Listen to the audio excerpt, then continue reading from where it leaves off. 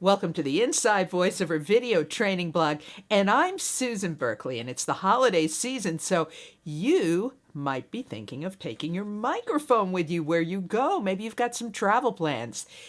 I have been there and done that, both to the positive and to the disastrous. I've had everything happen to me doing voiceover on the road. So I have put together a great checklist for you that you can follow when you tuck your microphone into your carry-on. So let's get going. Here's the basic gear you need. Number one, you need something to record yourself, obviously. I bring a lightweight laptop. I like my MacBook Air, but it really doesn't matter what you use. Some people use an iPad or a tablet. They don't have a problem editing on that. I find it a little tough to edit on a smaller screen. You could even use your phone, these days. But at least you're gonna need a laptop. You need a folding mic stand. They're really inexpensive. Just go on Amazon, find one, very lightweight. A pop screen, of course. You need headphones. And I always like to tuck a few extra USB cords. Believe it or not, they can go bad, so I have those just in case. Consider packing everything in a small bag or a travel cube, and you put it right into your carry-on, and that way if the TSA wants to see it, just pull the whole thing out and give it to them. Test your travel gear before you go. Actually set it up at home, record something, send it to yourself or to a friend. Make sure that the audio quality is top-notch.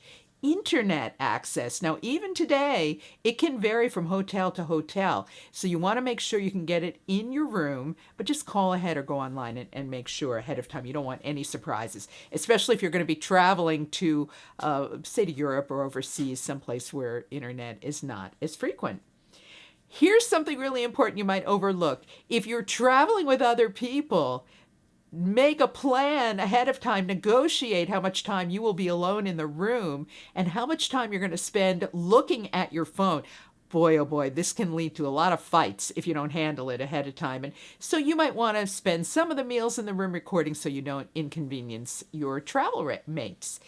And if you can, look at a picture of the room online or have the hotel indicate where to see it online so you can think ahead and plan where you might be recording. There's lots of ways you can do this without lugging a lot of extra gear. Some people bring, bulky foam booths with them, or you can even use one of those Chaotica eyeballs, which is also a bit bulky to travel. It's like a foam ball that goes on your mic. That will help eliminate some of the room tone. I never bring mine with me. What I do is I just set some pillows up and I put a towel on a desk, stick my microphone there. It works absolutely fine.